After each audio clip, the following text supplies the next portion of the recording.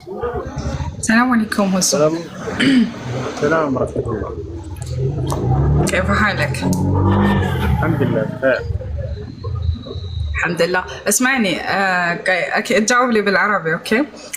مثلا وانا قاعده اصلي، بعدين يجي حرامي يسرق اشي يعني من عندي من قدامي، فاقدر اوقف الصلاه وبعدين يعني اروح امسك الحرامي ولا اكمل صلاتي؟ يجوز لك ذلك،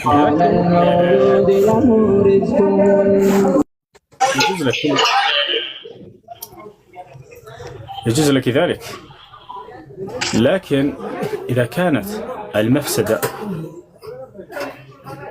أكبر من المصلحة وأنت لازم تتركي ملاحقة هذا السارق، والمفسدة المقصود بها إذا أنت تتابعين أو تلاحقين هذا السارق لتستردي ما سرقك يعني، وإذا كان هو إما أن يضربك أو يسوي عليك أو عليك يعني أي حاجة، فالمصلحة في هذه المسألة أن تتركيه يعني، لأن حياتك أغلى مما سرقك يعني. فهمتني؟ اوكي. اسمع. أما إذا كان أنت تقدرين بعد ما تلحقيه أن تستردي ما سرقك يعني، فلك ذلك. ولذلك نفهم من شرع الله سبحانه وتعالى وشرع نبيه عليه الصلاة والسلام الذي يتساءل به كثير من المسيحيين والنصارى في قوله سبحانه وتعالى: الرجال قوامون على النساء بما فضل الله بعضهم على بعض وبما أنفقوا من أموالهم، فالصالحات قانتات حافظات للغيب بما حفظ الله واللاتي تخافون نشوزهن فعظوهن واهجروهن في المضاجع بعد واضربوهن. طيب، إذا رأى الزوج على زوجته نشوزا أو خطأ يستلزم ذلك الضرب، جاز له أن يضربها كما فسره النبي صلى الله عليه وسلم من غير يعني المبرح. طيب، وبالعكس هل يجوز للمرأة أن تضرب زوجها إذا رأت على زوجها نشوزا؟ لا يجوز. لماذا؟ لأن الله سبحانه وتعالى لو أجاز لها ذلك يترتب عليها مفاسد. لو أن الزوجة رأت نشوزا أو خطأ على زوجها ورفعت يديها لتضربه، ماذا سيحصل؟ سيضربها الزوج ويحصل مفسدة كبيرة. ولذلك ما سمح الله ورسوله عليه الصلاة والسلام الضرب للزوجة إذا رأت نشوزا أو خطأ على زوجها، لأن المفسدة تترتب يعني على المصالح المقصودة من زوجها. أن الدفاع عن النفس يعني ما بيكون. أنا فهمت عليك. أوكي، هذا ما بيكون أن الدفاع عن النفس. مثلا أنا الحمد لله أني مو متزوجة، بس إذا زوجي بيضربني لا واجد ይገርማቸዋል። የአላህ ስብሐነ ወተዓላ ጥበብ። አሁን ጥያቄው ምን መሰላችሁ? ስለሚማሩበት ልንገራቸው አይደለ? ሚስጥር ላውጣ ትፈቅጃለች? አይ ላ አውጣው፣ ችግር የለውም አውጣው። እዚህ ጋር እኮ ከአንዲት ጓደኛዬ ጋር እንትን ተከራክረን በዛ ነው። ንገራቸው። መልሱ ገብታችኋል አይደለ? ገብተሻል ጃስሚን? ምን ይገባኝ? ንገራቸው። እንዴት መሰላችሁ ጥያቄዋ? ሶላት እየሰገድኩኝ እያለሁኝ አንድ ሰው መጥቶ የሆነ እቃ ነሳና ሰርቆኝ ይሄዳል። እኔ ተከትዬ እሱን ማስመለስ እችላለሁኝ ወይ ሶላቴን አቋርጬ ነው? አዎ፣ ሶላት ላይ ሆናችሁ ብትሰረቁ እቃችሁን፣ ያን እቃ በጣም ውድና የምትፈልጉት አይነት እቃ ቢሆንና ያንን ቢሰርቅባችሁ ሰው ተከትላችሁ መቀበል ትችላላችሁ። ነገር ግን ሄዳችሁ ያንን እቃ እናስመልሳለን ስትሉ ያ ሰው መልሶ በእናንተ ላይ ጥቃትና አደጋ የሚያደርስባችሁ ከሆነ በህይወታችሁ ላይ የዛኔ ተውት እቃችሁን። ምክንያቱም ከጥቅሙ ጉዳቱ ስለሚያመዝን። ገብታችኋል አይደለ? ይህን እንዴት ከምን ማስረጃ እንይዛለን ከተባለ አላህ ስብሐነሁ ወተዓላ በቁርአን ላይ አይታችሁ ከሆነ ሱረቱ ኒሳ ላይ ሁለት አይነት ሴቶችን ይገልጻል። ብዙ ጊዜ እንዳውም የክርስቲያን ልጆች ጥያቄ ነው፣ ሴቶችን ምቷቸው ይላል ቁርአን የሚል ጥያቄ ነው። ገብታችኋል አይደል? እነዚያ ቦታ ላይ አላህ ሴቶችን ምቱ አይልም፣ ግን ሁለት አይነት ሴቶችን ይገልጻል። ማንኛውንም ሴት ምቱ እንዳለ አድርገው ነው እነሱ የሚገልጹት። ለአንደዛ አይልም። ነገር ግን መልካም ሴትንና መልካም ሚስትን አየና ልክ እንዲሁ ደግሞ መጥፎ የሆነችን ሚስት ገለጸ አላህ። መልካሟ ሚስት አላህ አወደሳት፣ በጣም አከበራት፣ ክብር እንደሚገባትም ገለጸላት። ነገር ግን መጥፎ ሚስት ማለት በባሏ ላይ ጥፋትን የምታደርግ ሌላ ወንድ ቤቱ በማስገባት ምናምን በእርሱ ላይ ተንኮልና ሴራን የምታደርግ የሆነችን ክፉ ሚስትን ገለጸና አላህ እሷን ምቷት አላለም፣ ወዲያው መከሯት አለ። ከተስተካከለች አለቀ በቃ። ዋናው ዓላማው መምከርና መገሰጽ ካለባት ጥፋት መመለስ ነው። ሁለተኛው ምንድነው? አኩርፏት አለ። የምታኮርፋት ውጭ ላይ ምናምን ቤት ውስጥም አይደለም አልጋ ላይ ብቻ ነው። ወህጅሩሁነ ፊል መዳጂዕ አለላህ፣ በመተኛ ቦታ ላይ አኩርፏቸው አለ። ያ ማለት ለመገሰጽ ነው እርሱም ዓላማው። ሴት ልጅ አቅባሃት እንድተኛ ትፈልጋለች በባህሪዋ፣ ባል ከሆነ ማለት ነው ባሏ። ነገር ግን የዛኔ ጀርባውን ሰጥቶ ከተኛ በጣም ይከፋታል። የዛኔ በቃ ያንን ያኮረፋትን ነገር በዚያ ለማረምና ለመገሰጽ ሲል ይሄ ተፈቅዶለታል። ውጭ ላይ ማኩረፍስ አይቻልም። ነብዩ ሰለላሁ ዐለይሂ ወሰለም ወላ ተህጁርሃ ኢላ ፊል በይት አሉ። ቤት ውስጥ እንጂ ውጭ ላይ እንዳታኮርፍ ሚስትህን ብለው ተናግረዋልና። ሶስተኛ ይሄ ሁሉ አማራጭ ከሌለ ሶስተኛው የመገሰጫ መንገድ፣ እርሷን መጉጃ አይደለም። ልብ በሉ፣ የመገሰጫ መንገድ ምንድነው? ምቷቸው ይላል። ነገር ግን ምቷቸው ሲል ጊዜ ምን ገይር ሙበሪህ አሉ ነብዩ ሰለላሁ ዐለይሂ ወሰለም፣ በእነርሱ ላይ ምንም አይነት ህመምን የማያደርስን ነው ብለው ተናገሩ። ለዚህ ነው ዑለሞች ምን አሉ? ምናልባት አንሶላ ሊሆን ይችላል ጠቅለል አድርገህ እርሷን በማይጎዳ መንገድ፣ አንሶላ በአንሶላ ጠቅለል አድርጎ የሚያታሽ ይሄ የሚጎዳ ነገር አይደለም። ወይንም ትራስ ሊሆን ይችላል፣ ወይንም ሲዋክ ልትሆን ትችላለች ብለው ተናገሩ። በእነዚህ እርሷን በሚጎዳ መልኩ የሚደበድባት ከሆነ የዛኔ ፍች መጠየቅ መብት አላት። ሐራም ነው በእርሱ ላይ አይቻልም። ኢስላም ይሄን አይፈቅድም። እሺ ይሄን ከጨረስን ታዲያ በዚሁ አንጻር ሴት ልጅ ባሏ ላይ ጥፋት ብታገኝ እርሷስ መምታት ትችላለች ወይ ወደሚለው እንምጣ። ልብ በሉ፣ ልክ ለሱ ባለው ሐቅ ልክ ለእርሷም ሐቅ አላት ብሎ ቁርአን አስተምሯል አይደለ? ወለሁነ ሚስሉ ለዚ ዐለይሂነ ቢልማዕሩፍ አለ። በእነርሱ ላይ ባላችሁ መብት ልክ እነርሱም በእናንተ ላይ መብት አላቸው ብሎ ቁርአን አጽድቆላቸዋል። ሐዲስም ላይ ነብዩ ሰለላሁ ዐለይሂ ወሰለም ለሁነ ማ ዐለይኩም ብለዋል። በእናንተ ላይ ያለው ሁሉ ለእነርሱ መብት አላቸው ብሎ ገልጸውላቸዋል። እኩል መብት አላቸው በባላቸው ላይ ሴት። ስለዚህ እርሷን ጥፋት ካየችበት ሶስቱም መብት አላት ማለት ነው። አንደኛ ትገስጸዋለች፣ ትመክረዋለች፣ እሱ ከተስተካከለ እሰየው። ሁለተኛ ታኮርፈዋለች አልጋ ቦታ ላይ፣ እሱም ከተስተካከላለት ተሰየው። ሶስተኛ ትምታው ተብሏል ወይ አልተባለም? ለምን? ምክንያቱም ትምታው ብሎ አላህ ቢናገር በዚያን ጊዜ ሁለቱም ንዴት ውስጥ ነው፣ እሷ ልትማታ ነው። የዛኔ ጥቅልል አድርጎ ሊዘገረራት ይችላል። አያችሁ አይደለ? ምክንያቱም ሰይጣን አለ በዛን ጊዜ በእርሷ ላይ ትልቅ አደጋ ሊያደርስባት ይችላል። አላህ ትምታው የሚለውን ተወው። ምክንያቱም እርሷ በባህሪዋ ደካማ ነችና ልትመታው ብትነሳ የዛኔ ሊዘገረራት ሁሉ ይችላል። ስለዚህ ይሄን አላህ ሱብሓነሁ ወተዓላ ለሴቶች በማዘን እንጂ የተወው እንደው ትምታው ማለት አቅቶት አይደለም። ወታቻለ አይደል? ለምሳሌ ልስጣችሁ። አንተ ወንጭፍ ነው ያስከው፣ ጠላትህ ደግሞ መድፍና ሚሳኤል ምናምን ይዟል። ሂድና ተዋጋ ብሎ ቢደነገግብህ እንዴት ነው? ራስህን አጥፋ እያለ ነው። ይሄን አያደርገውም አምላክ አላህ ሱብሓነሁ ወተዓላ። እኩልና ተመሳሳይ የሆነ ኃይል ቢኖርህ የዛኔ ተዋጋ ይላል። እሱም መድፍ ይዟል፣ አንተ መድፍ ይዛል።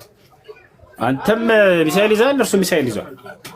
የዛኔ ተዋጋ፣ ችግር የለው። ምንም ያላዘን ሰው ግን ሂድና ተዋጋ ቢባል አያስኬድም። ወሃዛ የዱሉ ዐላ ሕክመት ልእስላም፣ የእስልምናን ምን ያክል ጥበበኛ የሆነን ሃይማኖት እንደሆነ ተረዳላችሁ እንዳለ በድንጋጌዎቹ ላይ ሁሉ። ነገር ግን ይሄንን ያልተገነዘበ ሰው ሴትን ልጅ እንደጎዳት አድርገው ያስባሉ። ገብቷችኋል አይደል?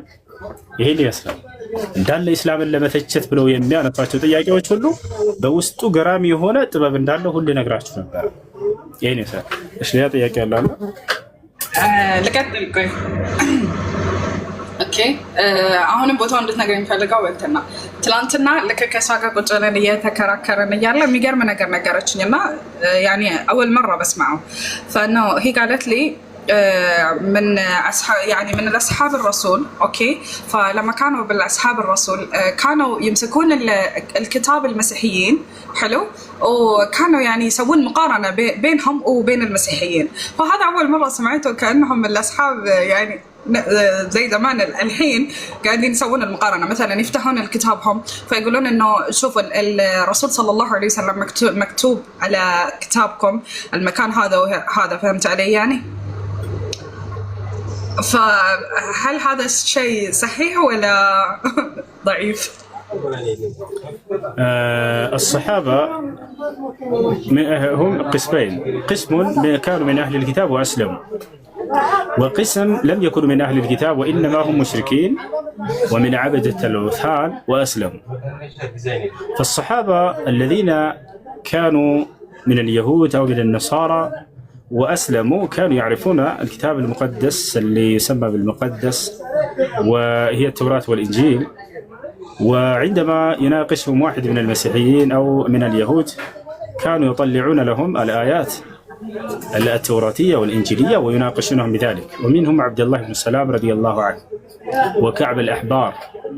كعب الأحبار كان يستدل على نبوة النبي عليه الصلاة والسلام بالآية الموجودة في سفر إشعياء 42 من 1 إلى آخره. ጥያቄው ምንድን ነው? በነቢዩ ሰለላሁ ዐለይሂ ወሰለም ዘመን የነበሩ ሰሃቦች ከክርስቲያኖችና ከአይሁዶች ጋር ይወያዩ ነበር። በሚወያዩ ጊዜ እነርሱን መጽሐፍ ይዘው ይከራከሯቸው ነበር ወይ? እዚህ አንቀጽ ላይ እንዲህ ተብሏል እያሉ ያንን ይወያዩቸው ነበር ነው ወይ? አዎ፣ ሰሃቦች በመጀመሪያ ለሁለት ይከፈላሉ። አንደኛ ከአይሁድና ከክርስቲያን የነበሩ መጀመሪያ፣ ከዚያም እስልምናን የተቀበሉ ነብዩ ሰለላሁ ዐለይሂ ወሰለም በመጡ ጊዜ ማለት ነው። አንተ ቃል የተገባኸው ነብይ ነህ ብለው የተቀበሉ በርካቶች አሉ፣ ከአይሁድም ከክርስቲያን። ልክ እንዲሁ ደግሞ ከአይሁድና ከክርስቲያን ሳይሆኑ መካና መዲና ላይ የሚኖሩ ከሃዲያኖች ነበሩ። እነዚህ ሰዎች አምነው ነብዩ ሰለላሁ ዐለይሂ ወሰለምን የተቀበሉ ያዩና የመሰከሩ አይን እማኞች አሉ። ታዲያ እነዚያ አይሁድና ክርስቲያን የነበሩ አካሎች በዘመኑ የነበሩ የሰለሙት ማለት ነው ያልሰለሙትን አይሁድና ክርስቲያኖች ይከራከሯቸው ነበር። መጽሐፋቸውን እያወጡ ከሚከራከሩባቸው አንቀጾች ለምሳሌ ኢሳይያስ 42:1 ላይ ያለው ስለ ነብዩ መሐመድ የተነገረ ነው ብለው አይሁዶች ሲሟገቷቸው ይከራከሯቸው ነበር። ማን የሚባለው ሱሐባ? ከዕቡል አሕባር። ከዕቡል አሕባር አይሁዲ ነበር፣ በጣም ሊቅ ነው ሲበዛ። እርሱ ሰው የእስልምናን የተቀበለበት ምክንያት እነሆ ደግፌ ያዝኩት ባሪያዬ ነፍሴ ደስ የተሰኘችበት ስሙም አሕመድ የሚባለው እያለ ያነብ ነበር። ያውና ይሄ አሕመድ ራሱ ነው እያለ ራሳቸው ነብዩ ሰለላሁ ዐለይሂ ወሰለምን የነብይነታቸው ማረጋገጫ በእኛ መጽሐፍ ላይ ተገልጿል ብሎ ያንን ሲመሰክር ነበር። ልክ እንዲሁ አብዱላህ ብኑ ሰላም፣ ይሄም የአይሁዶች ሊቅ ነበር። ከክርስቲያኖች ልክ እንዲሁ ወረቃ ኢብን ነውፈል ገና ባያቸው ጊዜ ኢሳይያስ 13:25 ላይ የሚገኘው ከአረብ ሀገር ራእይ ይመጣለታል፣ ህዝቦችም ያሳዱታል፣ የዛኔ ያሳድዱሃል የተባለው አንተ ነህ እያለ ይመሰክር ነበረ። ወጣቸዋል። ነብዩ ሰለላሁ ዐለይሂ ወሰለም አወ ሙኽሪጅየሁም ይሉ ነበር። እኔን ያሳድዱኛል ማለት ነው ይሉታል። ነዓም አዎ ያሳድዱሃል። ማ ሚን ነቢይን ጃአ ቢሚስሊ ማ ጂእተ ቢሂ ኢላ ዑዲ ይላቸው ነበር። አንተ አሁን በምትላክበት መንገድ አንድ ነብይ ያልተላከ በህዝቦቹ የተጠላ ቢሆን እንጂ እያለ ይገልጽላቸው ነበር። ስለዚህ በርካታ ይሁዲዎችና ክርስቲያኖች መጽሐፍ ቅዱስ ላይ መሰረት እያደረጉ እርሳቸው ቃል የተገቡት ነብይ እንደሆኑ መስክረዋል። ከክርስቲያኖች ሌላ መንግስታት የነበሩ ሄራቅል የተባለው ወይንም ሄራቅሊስ የተባለው የሮሜው ንጉስ በነብዩ ሰለላሁ ዐለይሂ ወሰለም ዘመን የነበረው እንዲሁም የሮሜው ታላቁ ቄስ እርሱ እስልምናን ተቀብለዋል። እነዚህ ሁሉ የሮሜው ታላቁ ቄስ هذا نبي هذا الزمان ብሎ የተናገረው የዚህ ዘመን የመጨረሻው ዘመን ቃል የተገባው ነብይ በነብያት አንደበት ራሱ ይሄ ሙሐመድ ነው ብሎ መስክሯል። ወበሻል ለከذلك ለክኑ በዘመኑ የነበረው ታላቁ ቄስ እርሱም እስልምናን ተቀብለዋል። እና በነብዩ ሰለላሁ ዐለይሂ ወሰለም ዘመን የነበሩ በርካታ ይሁዶችና ክርስቲያኖች መጽሐፋቸውን መሰረት በማድረግ የነብዩ ሰለላሁ ዐለይሂ ወሰለም ነብይነት በርካቶች መስክረዋል። እሺ ጥያቄ አለ ይቀጥል። ዱንያ ላይ ወዶ ከሚያስወድዳቸው አላህ ያደርገክ። አሜን አሜን። ጌታ ሰው ዘመናቸው ይባረክሽ። ሰላም አለይኩም። ሰላም ወራህመቱላሂ ወበረካቱ። ከመጀመራቸው በፊት ታብታብ እያደረጉ አይደለም እሱ አንዴ ታብታብ አድርጎ እሺ እንትን ካደረገ ይሄ ዋርኒንግ ከሰጠው በኋላ ኮፒ ሊንክ ከምናደርግ አንዴ በደንብ ታብታብ እናደርግ። ስገቡ ሚዩት አድርጉ እሺ። በአላህ ድምጽ ስለሚረብሽ እሱ እያወራ ከሆነ ሚዩት አድርጋችሁ ገቡ። ረመዳን ፖስት ያደረገው ቪዲዮ አለ፣ ገብታችሁ የሚደረገውን አድርጉለት። ባረከላሁ ፊኩም። እሺ ጥያቄ አለ? አቤል ጥያቄ አለ? ጥያቄ አለኝ። እሺ ጥያቄ ምንድነው? እሺ እኔ የምሰራው የሰው ሱቅ ነበር። ያው እኔ የሆነ መስጊድ ሲሄድ ምናምን ከዛ ሱቅ ሰረቃ ምናምን ለመስጊድ ምናምን አወጣለሁ። ይሄ ነገር እንዴት ይታያል? ሱቁ የሰው ነው፣ እኔ የምሰራው። ያለ ሰውየው ፍቃድ አይቻልም። ሰውየው ኃላፊነትና ሰጥቶህ ከሆነ ያን ኃላፊነትና በተሰጠበት ኃላፊነትና መሰረት መጠበቅ አለብህ። ነብዩ ሰለላሁ ዐለይሂ ወሰለም ኩን አሚነን ሊመን ኢተመነከ ወላ ተኩን መልኻነከ አሉ። ላመነህ ታማኝ ሆነህ ተገኝ አሉ። ለከዳህ ደግሞ ለእርሱ እስክዳው ለእርሱም ራሱ ታማኝ ሆነህ ተገኝ አሉ።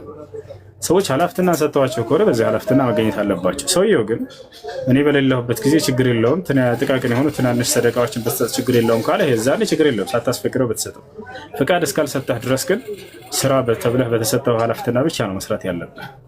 አልሙስሊሙን ዐላ ሹሩጢሂም አሉ ነቢ ሰለላሁ ዐለይሂ ወሰለም። ሙስሊሞች በስምምነታቸው በቃላቸው ይገኛሉ ብለው ተናግረዋል። አይ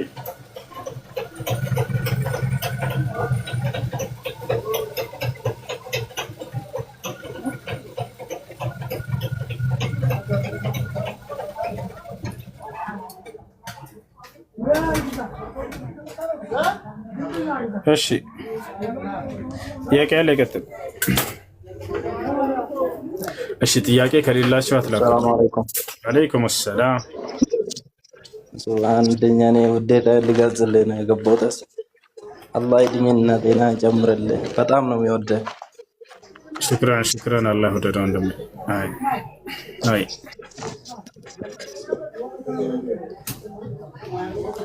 እሺ ጥያቄ ያለ ይቀጥል። ሰላም አለይኩም። ይቅርታ ግን ከኋላ ገብቼ እኔ ልቀጥል መሰለኝ። አላህ አይ ጥያቄ ያለ ይቀጥል። እሺ ኡስታዝ፣ እኔ አባቴ ቅርብ ጊዜ ነበር የሞተው ማለት ነው። አባቴ ሞቶ እናቴ ቦታ ልቀይርላት ፈልጌ ነበረ። በጣም ያማታል ምናምን ነገር ማለት ነው። ከዛ ኡስታዞች ቦታ ረጅም ቦታ መሄድ አይቻልም፣ ለፀጉር አሁን ያማታል በጣም ስለሚያማት እኔ ቅባት ምናምንም እንድትጠቀም ፈልጋለሁና ረጅም ቦታ መሄድ ከብዙ ጀማ መቀላቀል አይቻልም፣ ቅባት መቀባት አይቻልም ብለውኛል አለችኝ ማለት ነው። ይሄ እንዴት ይታያል? 4 ወር ከ10 ቀን ድረስ ምንም ነገር ጭንቅላቷ በጣም ያማታል ማለት ነው። ራስ ምታት ግፊት ምናምን ስላላት በጣም ያማታል። ይሄ ነገር እንዴት ነው? ከሆነ ችግር የለም።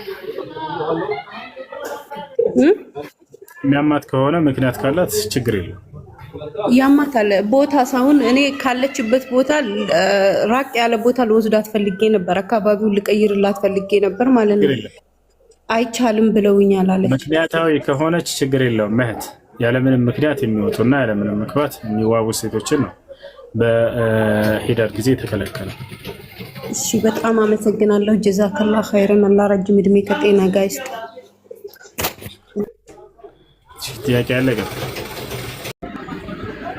እስማ ያዙ ያኒ ብዙ ጊዜ አንተ ጋር ለመግባት ሞክሬ ነበረ ላኪን አልቻልኩ ነበር። ዛሬ አልহামዱሊላህ ረብል ዓለሚን አላና ደخلت عندك እስማ አገሬ ኡስታዝ ነኝ ያኒ ማለት ኡስታዝ ዚዳን በመባል ነው የምጠራው።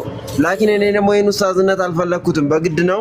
ከዛም በኋላ ኢልም ተማር ብሎ ወደ ሌላ ሀገር ተልኬ ነበረ በመጅሊስና በኡስታዞች ምክንያት ማለት ነው። እኔ ቁርአን ያኒ ኪታብን የቀራሁት በአረበኛ ነው። ኡስታዞችም የመጡት ከሱዳን ነው። ገባ አይደለ? ላኪን አሁን በጣም እየተቸገርኩኝ ነው። እንዴት ብትለኝ እንظر አንዳንድ ሰዎች ቁርአንን በማፈዝ የተነሳ በማፈዝ ብቻ እና ተፍሲር ሳይቀሉ ፈትዋ እየሰጡ ይገኛሉ ያኒ እኛ ሀገር ማለት ነው።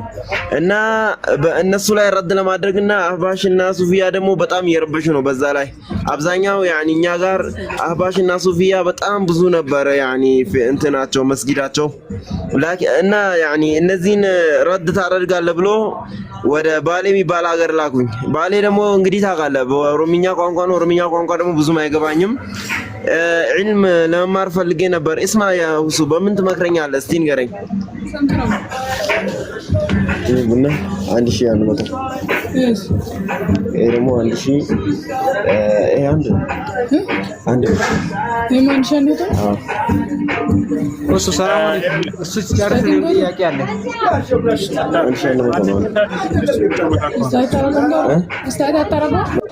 ሻዳት መልሱን ከታች ስለሚጠቅሽ እሺ ወንድም ልጁ እንደጨረሰ ነው ጥያቄ። እሺ አዳምጥ መልሱን። እሺ እውቀት ማለት ሁለት ነው። አንድ ቤት አድርገው አንደኛ እውቀት ማለት ሁለት ነው። አንደኛ ምንድነው ሰዎች ሙስሊሞች አሉ እነርሱን በዲናቸው ላይ እንዲጸኑ የምታስተምሩባቸው እነዚህ የሆነ ትምህርት ስለ ሐላልና ስለ ሐራም وما يتعلق بالآخرة أو بالأحكام الدنيا من الحلال والحرام والمكروهات والمستحبات والمباحات وغيرها ሁለተኛው ደግሞ ምንድነው ሙስሊም ያልሆኑ ሰዎችን ወይንም ቢድዓ ላይ ያሉ ሰዎችን እነሱን ደግሞ ያለባቸውን ሹብሃቶች ከልባቸው ላይ ገፈህ እውነትን የምታስቀምጥበት የሆነ የእውቀት ዘርፍ ነው። እሱ በጣም ብልሃትን ይጠይቃል። ምክንያቱም ከአህለል ኩፋር ከአህለል ቢድዓ የሚመጡ ሹብሃቶች እንዴት መመለስ እንዳለብህ በጣም ጥበብ ይጠይቃል። አላማቸው አንዳንዶቹ እውነትን ለማግኘት ሆኖ የሚመጣ ሰው አለ። ሁለተኛው ደግሞ ያለህበትን ሐቅ እንደ ባጢል አድርጎ ቀርጾ ለመሄድ የሚፈልግ ሰው አለ። ሚን አህሊል ቢድዕ ወልከፈራ። እነዚህን በትክክል መልሰህ እውነትን የምታነግስበት የሆነ እውቀት ያስፈልጋል። እዚህ ነው ቁርአን በዚህ መንገድ ነው የመጣው። ቁርአን አንዳንዴ አማኞችን የሚያጸናበት የሆነ ቃልን ይናገራል። ሌላ ደግሞ በኩፍር ባለቤቶች ላይ መልስ ይዞ ይመጣል። ወቃለት አልየሁድ ወነሳራ እንደሚለው አይሁዶችና ክርስቲያኖች እንዲህ አሉ እያለ ያሉትን ንግግር በማንሳት ከዚህ አላህ ሱብሓነሁ ወተዓላ ለዚያ መልስ ይሰጣል ማለት ነው። ይህ ነው። ስለዚህ እነዚህን ሁለቱን መማር ለዚህ የሚያግዝ አልጀዋብ الصحيح لمن بدل دين المسيح لشيخ الاسلام ابن تيميه رحمه الله تعالى عندنا كتاب በዚህ ላይ ኢብኑ ተይሚያ ረሂመሁላህ ተዓላ ጥርምጥን ባለ መልኩ ክርስቲያኖች በመጽሐፋቸው ላይ ተመርኩዘው ኢየሱስን አምላክ ሊያደርግልን ይችላል ብለው የሚያነሷቸውን ጥቅሶች ሁሉ ነጥብ በነጥብ እያነሳ መልስ ሰጥቶባቸዋል። ሁለተኛ ሂዳየቱል ሐያራ في الرد على اليهود والنصارى لتلميذه البار ابن القيم الجوزية رحمه الله تعالى ይሄኛው ሌላኛው ኪታብ ነው። እዚህ ላይ ደግሞ በይሁዶችና በክርስቲያኖች የሚያነሷቸውን ሁሉ ጥያቄዎች ኢብኑ አልቀይም መልስ የሰጠበት በጣም ጠቃሚና ምርጥ መጽሐፍ ነው። ይህ መጽሐፍ አንብቡ፣ እንዴት አድርጋችሁ መመለስ እንደምትችሉ ያስረዳቸዋል። ሌላው በቢድዓ ሰዎች ላይ ቀደምት ሰለፎቻችን ከእነ ኢማሙ አሕመድ ጀምሮ እስከነ ሙሐመድ ብን አብዱል ወሃብ እና ሼክ አብዱልዓዚዝ ብን ባዝ ድረስ መልስ ሰጥተውባቸው የጻፏቸው መጽሐፍቶች አሉ። እነዚያን ማንበብ اقتضاء الصراط المستقيم مخالفة أصحاب الجحيم لشيخ الإسلام ابن تيمية رحمه الله تعالى جاءت في كتابه إن ليلتهم يا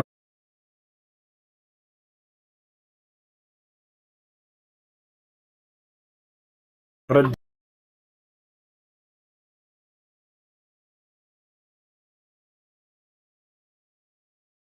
ዛሬ በአፍባሾች ላይ እንዴት መመለስ እንዳለባችሁ እና እውነትን እንዴት ማንገስ እንዳለባችሁ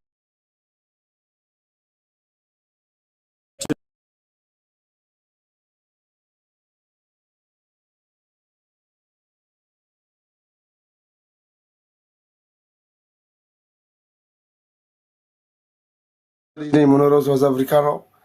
አንተ ንጽጽር ከጀመርኩ ጀምሮ አንድ ቀን ቀርቶኝ አያውቅም፣ ግን ዛሬ ድሉ ስለተሰጠኝ አልሐምዱሊላህ በጣም ደስ ብሎኛል።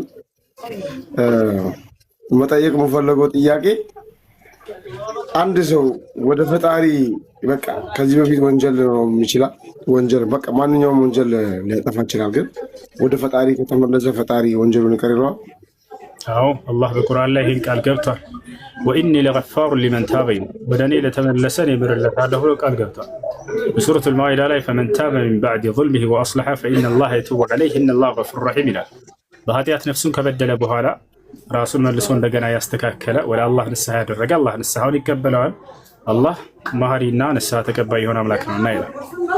ነቢያችን ሰለላሁ ዐለይሂ ወሰለም ሐዲስ ላይ መን ታበ ታበ አላሁ ዐለይሂ ወደ አላህ ንስሐ ያደረገ አላህ ንስሐውን ይቀበላል ብለው ተናግረዋል። እሺ ሌላ ወሱ አንድ ጥያቄ አንድ የሆነች መልዕክት ላስተላልፍና ልውጣ። እኔ አሁን አንዳንዴ እፎ ቤትም ገብቼ ብዙ በቃ የሆነ የእስልምና ነገር ሲነካ ውስጤ ደስ አይለውም እና ማስተላለፍ የምፈልገው ነገር ለሙስሊሞች መጠየቅ ማይችሉ ከሆነ መመለስ ማይችሉ ከሆነ እንደዚህ አይነት ቦታ ሄዶ ዲናችንን ባትረክሱ ወይም እንደዚህ ለምሳሌ አንድ ቤት አለ። አሁን ብዙ ጊዜ ድሮ እዛ ሄድ ነበር፣ አሁን ግን እዚህ እየመጣሁ ነው። ብዙ እውቀቶችን የሚሸምተው ያላወቁትንም ነገር ማውቀው እና እዛ እንደዛ አይነት ቦታ ሄዶ ወይ ጥያቄ መጠየቅ አይችሉም ወይም ጥያቄ መመለስ አይችሉም። እንደዚህ አይነት ቦታ ባይሄዱ እና ያው ተረክዛው ነው ማስተዋወቅ። ሰላም አለይኩም ወራህመቱላሂ ወበረካቱ። ወአለይኩም ወራህመቱላሂ ወበረካቱ። ና እሱ ጥያቄ አለኝ። እሺ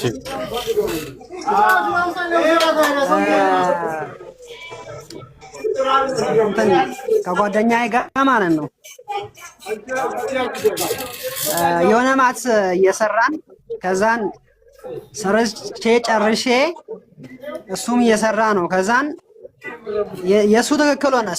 ሳንሰራ በፊት ሳንጨርስ እኔ ማልኩኝ የኔ ነው ትክክል ብዬ ማልኩኝ።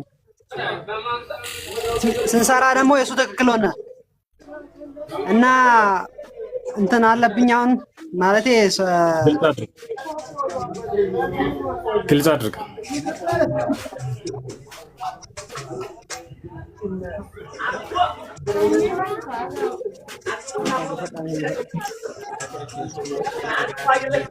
ሳንሰራ በፊት ማልኩኝ የኔ ነው ትክክል ብዬ ማለት ነው።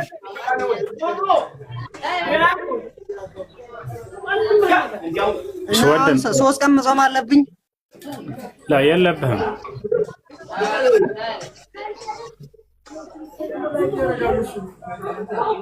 እሺ የለብህም ወንድም፣ አንድ ያስረዳለሁ። የሚዘገይ ቦታ ስለሆነ ያለው ኔትወርክ ታችን አዳምጥ። ከፋረተል የሚን አለብኝ ወይንስ የለብኝም ነው ልጅ ጥያቄው። ከፋረተል የሚን የመሐላ ከፋራ ቅጣት ማለት ነው። ያ መቼ ነው የሚሆነው? ያ መቼ ነው የሚሆነው? ወላሂ እንዲህ ላደርግ ብሎ ሰውየው ያንን ነገር ሳያደርግ ከቀረ፣ ወላሂ እንዲህ ላላደርግ ብሎ ሰውየው ያንን ነገር ካደረገ የዛኔ ነው ከፋረተል የሚን ያለበት።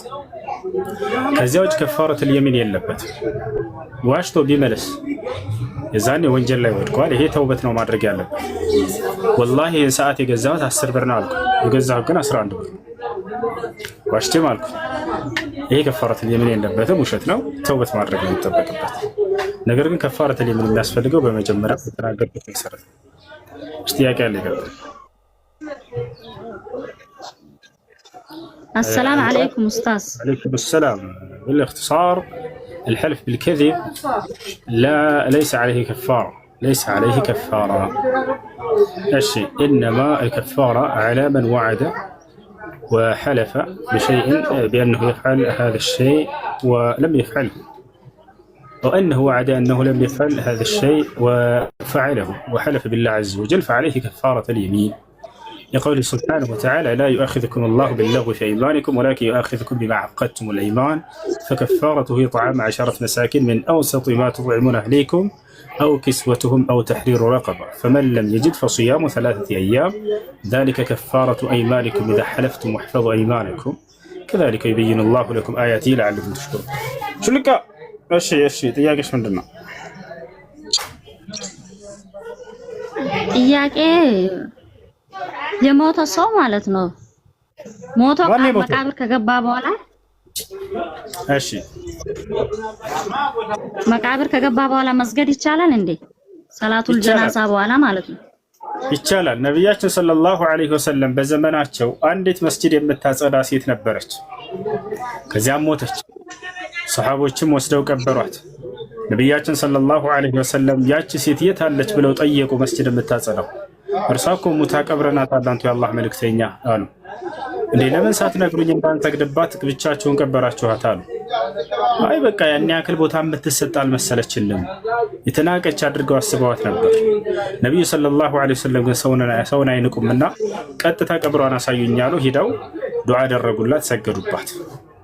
وهذا يدل على تمام تواضعه عليه الصلاة والسلام. صلى الله عليه وسلم من ياكل زك እንደሚሉ ለሰው ሰውን እንደማይንቁ ያሳያል። አይ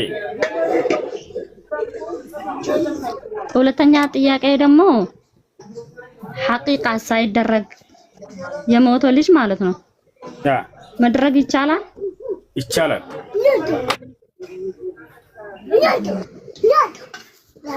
ጨረሽ?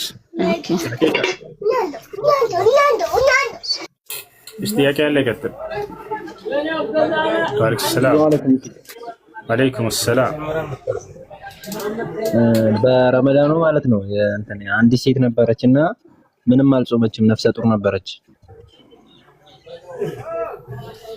ከዛን በረመዳኑ መሀል አልቻለችም በጾምም እና ረመዳን ከገባ በኋላ በወለደች እና ምኑንም አልጾመችም። አሁን እሷ ቀዷ ነው የምታወጣው ወይስ?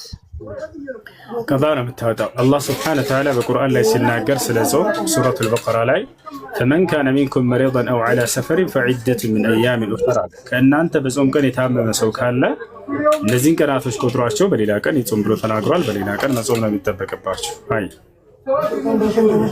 ሰው ላይ አግዛት ምናምን ይችላል ይጾምላት ምናምን አይቻልም። ጤነኛ እስከሆነች ድረስ ሙሉ ጤና እስካላ ድረስ ራሷ ልጅ የምትጾም ብትሞት ኑሮ ነው ሳትጾማቸው ብትሞት የዛኔ ቤተሰብ ይጾምላታል። ነብዩ ሰለላሁ ዐለይሂ ወሰለም ሐዲስ ላይ ሲናገሩ መን ማተ ወዐለይሂ ቀዷእ ሚን ረመዳን ሷመ ዐንሁ ወልዩሃ። እሺ ሳይጾም በረመዳን ቀዷ ያለበት ሳይጾም የሞተ ሰው ካለ ቤተሰቦች ይጾሙለት ብለው ተናግረዋል። በህይወት እያለ ግን አቅሙ ካለው ራሱ ነው የሚጾመው።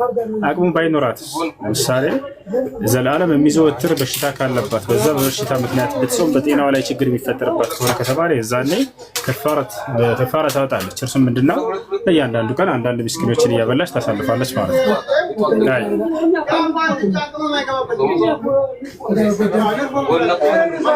እሺ ቀጥሉ።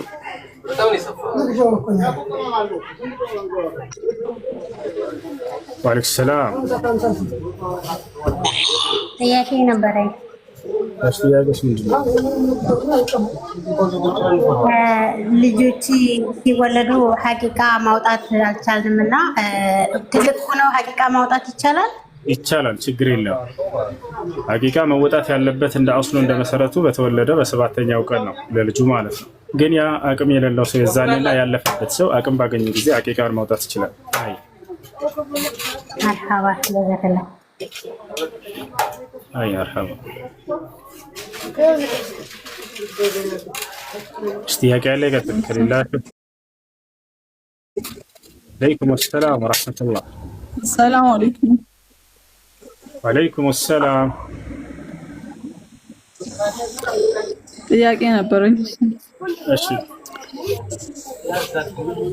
የእናቴ አጎት ወይም የአባቴ አጎት አጅነቢ ናቸው ለኔ?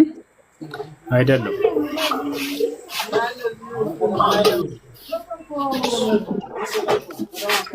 ወራህመቱላሂ ወበረካቱ። ሰላም ወራህመቱላሂ ወበረካቱ። ሰላም ነው እንደምሁሱ? አልሐምዱሊላህ ደህና ነኝ።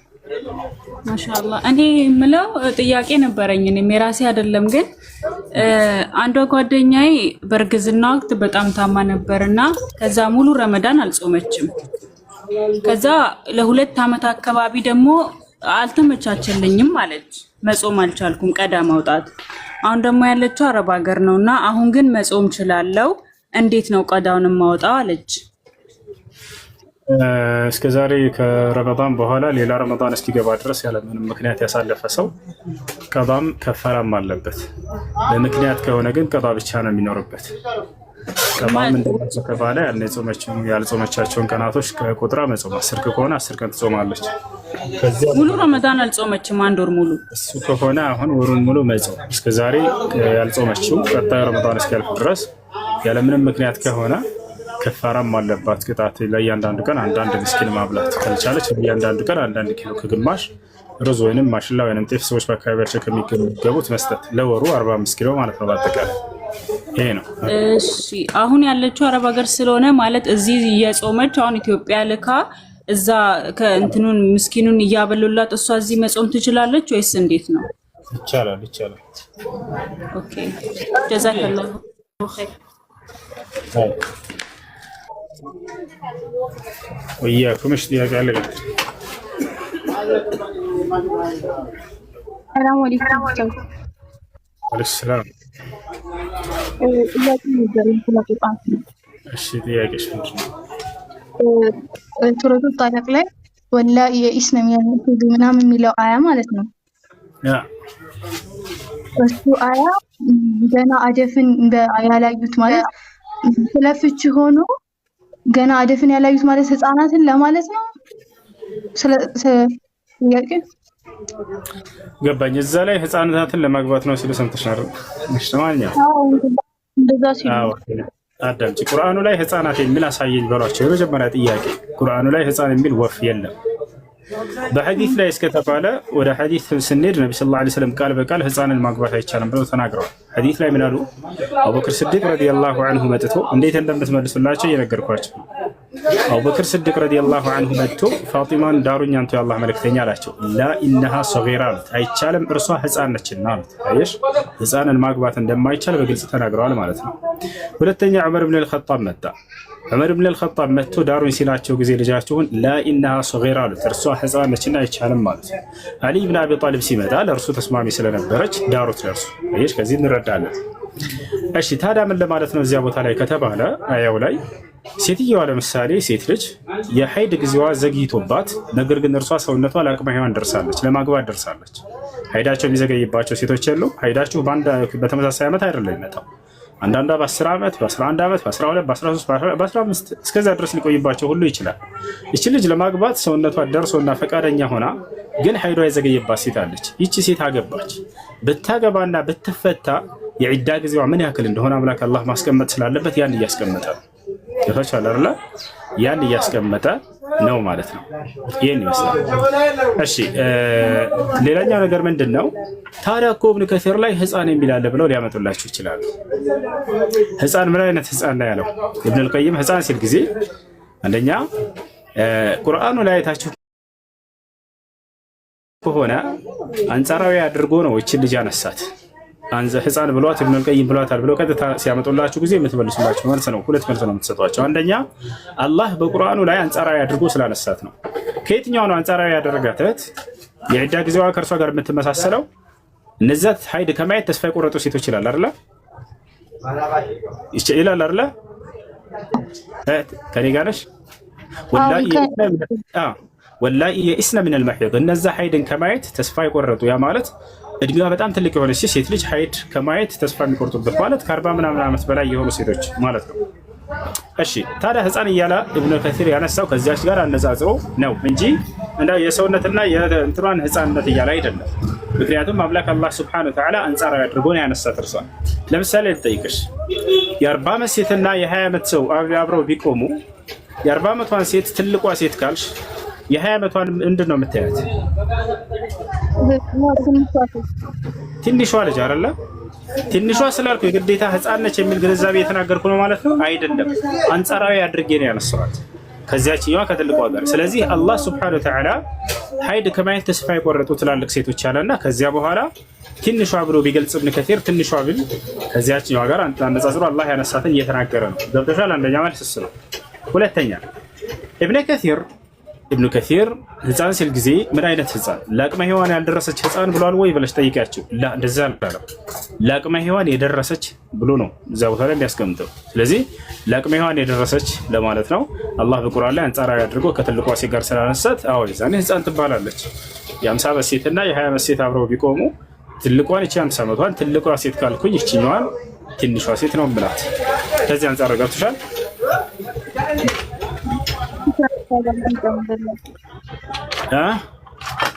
ኢክራም ኡስታዝ አላህ ይጨምርላችሁ። አመሰግናለሁ። ወዲያኩም ሃይ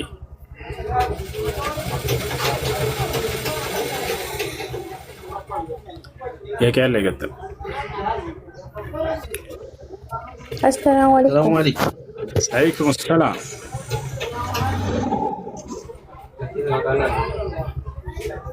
ጥያቄ ካላችሁ ጠይቁ፣ ከሌላችሁ እንብራችሁ።